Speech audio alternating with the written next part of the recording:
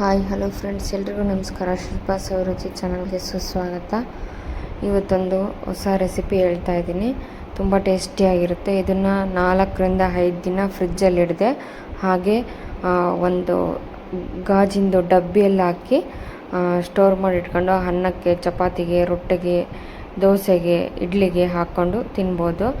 ಇವಾಗ ಮಾವಿನಕಾಯಿ ಸೀಸನ್ ಆಗಿರೋದ್ರಿಂದ ಇದು ಮಾಡಿ ಇಟ್ಕೊಂಡ್ರೆ ತುಂಬ ರುಚಿಯಾಗಿರುತ್ತೆ. ಫ್ರಿಜ್ಜಲ್ಲೂ ಕೂಡ 1ರಿಂದ 1.5-2 ತಿಂಗಳು ಸ್ಟೋರ್ ಮಾಡಿ ಇಟ್ಕೋಬೋದು. ನೀವು ಚೆನ್ನಾಗಿ ಕುದಿಸಿ ಇಟ್ಕೋಬೇಕು.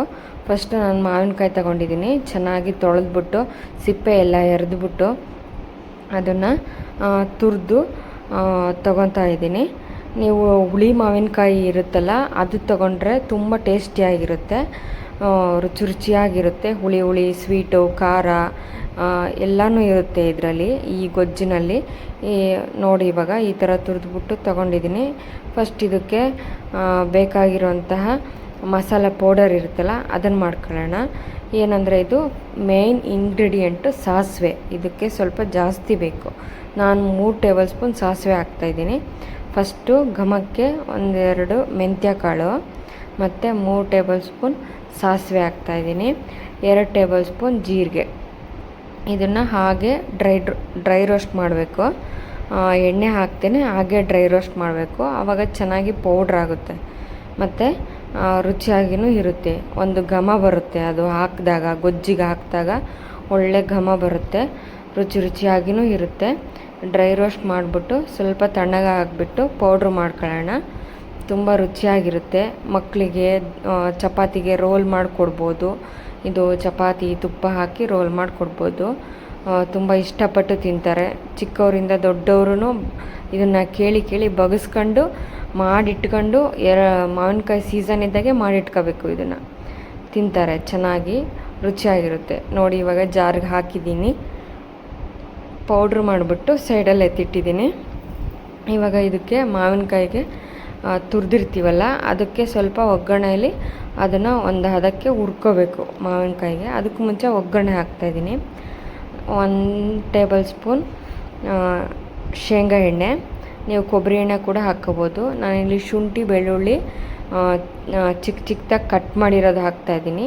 ನೀವು ಶುಂಠಿ ಬೆಳ್ಳುಳ್ಳಿ ಪೇಸ್ಟ್ ಕೂಡ ಹಾಕ್ಕೋಬೋದು, ಏನು ತೊಂದರೆ ಇಲ್ಲ. ಸೇಮ್ ರುಚಿ ಬರುತ್ತೆ. ನಾನಿಲ್ಲಿ ಶುಂಠಿ ಬೆಳ್ಳುಳ್ಳಿ ಕಟ್ ಮಾಡಿ ಹಾಕಿದ್ದೀನಿ. ಆಮೇಲೆ ಸ್ವಲ್ಪ ಸಾಸಿವೆ, ಜೀರಿಗೆ, ಕರಿಬೇವು, 2 ಒಣಮೆಣಸಿನ್ಕಾಯಿ. ಮತ್ತು ನೀವು ಪೌಡ್ರ್ ಮಾಡ್ತೀರಲ್ಲ, ನೀವು ಇದನ್ನು ಒಣಮೆಣಸಿನ್ಕಾಯಿ ಕೂಡ ಹಾಕಿ ಪೌಡ್ರ್ ಮಾಡಿ ಹಾಕ್ಕೋಬೋದು. ಖಾರದ ಪುಡಿ, ನಾನು ಖಾರದ ಪುಡಿ ಯೂಸ್ ಮಾಡಿದ್ದೀನಿ. ಖಾರದ ಪುಡಿ ಯೂಸ್ ಮಾಡಲ್ಲ ಅನ್ನೋರು ಕಲ್ಲರ್ಗೆ ಮತ್ತು ರುಚಿಗೆ ನಿಮ್ಗೆ ಯಾವುದು ಒಣಮೆಣಸಿನ್ಕಾಯಿ ಇಷ್ಟ ಆಗುತ್ತೋ ಅದನ್ನು ಹಾಕ್ಕೋಬೋದು. ನೋಡಿ, ಮಾವಿನಕಾಯಿ ತುರಿದಿರೋದನ್ನು ಸ್ವಲ್ಪ ಎಣ್ಣೆಯಲ್ಲಿ ಬಾಡಿಸ್ಕೋಬೇಕು. ಇವಾಗ ಸ್ವಲ್ಪ ಅದ್ರದ್ದು ಹಸಿ ಸ್ಮೆಲ್ ಇರುತ್ತಲ್ಲ ಮಾವಿನಕಾಯ್ದು, ಅದೆಲ್ಲ ಹೋಗೋವರೆಗೂ ಒಂದು 4 ನಿಮಿಷ ಇದೇ ಥರ ಮೀಡಿಯಮ್ ಫ್ಲೇಮಲ್ಲೇ ಬಾಡಿಸ್ಕೋಬೇಕು. ನೋಡಿ, ಇವಾಗ ಆಗಿದೆ.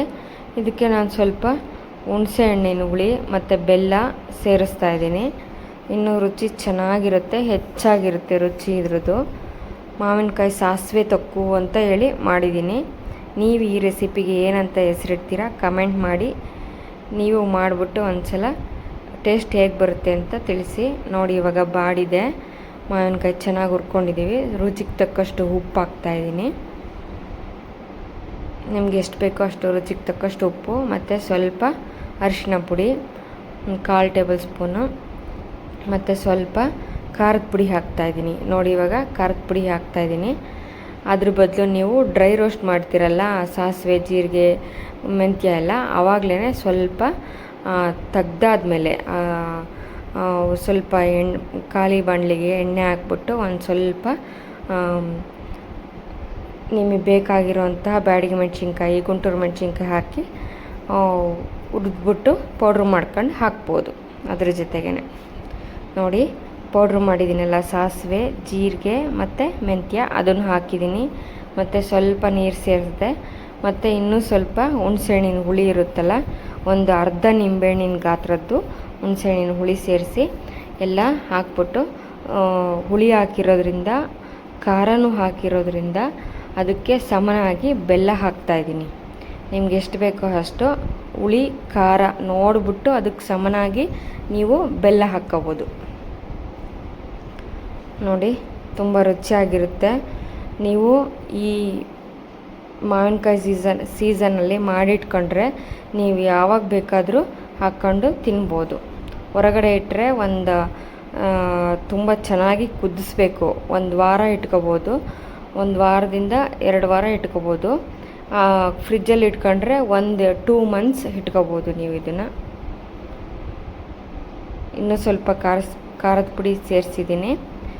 ಖಾರ ಇದ್ದರೆ ಚೆನ್ನಾಗಿರುತ್ತೆ, ಖಾರ ಹುಳಿ ಸ್ವೀಟ್ ಇರುತ್ತೆ ಅಂತ. ನೋಡಿ, ನಿಮ್ಗೆ ಈ ರೆಸಿಪಿ ಇಷ್ಟ ಆದರೆ ಪ್ಲೀಸ್ ಲೈಕ್ ಮಾಡಿ, ಶೇರ್ ಮಾಡಿ, ಸಬ್ಸ್ಕ್ರೈಬ್ ಮಾಡಿ, ನಿಮ್ಮ ಫ್ಯಾಮಿಲಿ ಫ್ರೆಂಡ್ಸ್ಗೆ ಶೇರ್ ಮಾಡಿ. ಒಂದು 5 ನಿಮಿಷ ಕುದಿಸ್ಕೋಬೇಕು. 5ರಿಂದ 8 ನಿಮಿಷ ಚೆನ್ನಾಗಿ ಕುದಿಸ್ಕೋಬೇಕಿದ್ನ. ನೋಡಿ, ಇವಾಗ ಎಣ್ಣೆ ಎಲ್ಲ ಬಿಟ್ಟಿದೆ, ನೀರೆಲ್ಲ ಬಿಟ್ಬಿಟ್ಟಿದೆ. ಒಂದು ಗಟ್ಟಿ ಹದಕ್ಕೆ ಬಂದಿದೆ. ಗಟ್ಟಿಯಾಗಿರುತ್ತಲ್ಲ ಗೊಜ್ಜು, ತೊಕ್ಕು ಅಂತ ಹೇಳ್ತೀವಲ್ಲ, ಮಾವಿನಕಾಯಿ ತೊಕ್ಕು, ಮಾವಿನಕಾಯಿ ಸಾಸಿವೆ ತೊಕ್ಕು ಒಂದು ಗಟ್ಟಿ ಹದಕ್ಕೆ ಬಂದಿದೆ. ಈ ಥರ ಬರಬೇಕು. ಹಂಗಾದ್ರೆ ಚೆನ್ನಾಗಿ ಸ್ಟೋರ್ ಮಾಡಿ ಇಟ್ಕೋಬೋದು ನಾವು ಕೆಡದೆ. ನೋಡಿ, ರುಚಿಯಾದ ಮಾವಿನಕಾಯಿ ಸಾಸಿವೆ ತೊಕ್ಕು ರೆಡಿ. ತುಂಬ ರುಚಿಯಾಗಿರುತ್ತೆ. ನಿಮ್ಗೆ ಈ ರೆಸಿಪಿ ಇಷ್ಟ ಆದರೆ ಪ್ಲೀಸ್ ಲೈಕ್ ಮಾಡಿ, ಶೇರ್ ಮಾಡಿ, ಸಬ್ಸ್ಕ್ರೈಬ್ ಮಾಡಿ ನಮ್ಮ ಚಾನಲ್ಗೆ. ನೆಕ್ಸ್ಟ್ ಸಿಗೋಣ ಮುಂದಿನ ರೆಸಿಪಿಯೊಂದಿಗೆ. ಅಲ್ಲಿವರೆಗೂ ಇಷ್ಟು ಹೇಳ್ತಾ ಈ ವಿಡಿಯೋ ಮುಗಿಸ್ತಾ ಇದ್ದೀನಿ.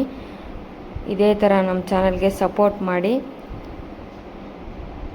ಸಬ್ಸ್ಕ್ರೈಬ್ ಮಾಡಿ. ನೋಡಿ, ಬಿಸಿ ಅನ್ನಕ್ಕೆ ಹಾಕ್ತಾಯಿದ್ದೀನಿ. ನೋಡಿ, ಬಿಸಿ ಅನ್ನಕ್ಕೆ ಹಾಕಿ ತುಪ್ಪ ಹಾಕ್ತಾಯಿದ್ದೀನಿ. ಇವಾಗ ಉಂಡೆ ಮಾಡ್ಕೊಂಡು ತಿಂದರೆ ತುಂಬ ಇಷ್ಟಪಟ್ಟು ತಿಂತಾರೆ. ಮಕ್ಕಳಿಗೆ ಕೈ ತುತ್ತು ಅಂತೇಳಿ ಕೊಟ್ಬಿಟ್ರೆ ದೊಡ್ಡವರು ಸಹ, ನಮಗೂ ಸಹ ಇಷ್ಟ ಆಗುತ್ತೆ. ಕಲಿಸ್ತಾ ಇದ್ದರೆ ಹಂಗೆ ಇನ್ನೂ ಸ್ವಲ್ಪ ತಿನ್ನಬೇಕು ಅನಿಸುತ್ತೆ. ರುಚಿಯಾಗಿರುತ್ತೆ, ತುಂಬ ಟೇಸ್ಟಿಯಾಗಿರುತ್ತೆ. ಇದರಲ್ಲಿ ಸಿಹಿನೂ ಇರುತ್ತೆ, ಹುಳಿನೂ ಇರುತ್ತೆ, ಖಾರನೂ ಇರುತ್ತೆ, ಎಲ್ಲನೂ ಇರುತ್ತೆ, ಉಪ್ಪು ಎಲ್ಲನೂ ಇರುತ್ತೆ ಇದರಲ್ಲಿ.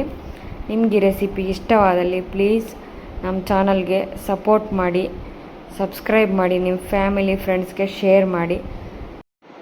ನೋಡಿ, ಕಲಿಸ್ತಾ ಇದ್ದರೆ ತಿನ್ನಬೇಕು ಅನಿಸುತ್ತೆ. ಆಹಾ, ಎಷ್ಟು ರುಚಿಯಾಗಿದೆ ಗೊತ್ತಾ. ನೀವು ಮಾಡ್ಕೊಳ್ಳಿ, ತಿನ್ಕೊಳ್ಳಿ, ಆರೋಗ್ಯವಾಗಿರಿ. ಇಷ್ಟು ಹೇಳ್ತಾ ಈ ವಿಡಿಯೋ ಮುಗಿಸ್ತಾ ಇದ್ದೀನಿ. ಎಲ್ರಿಗೂ ಧನ್ಯವಾದಗಳು.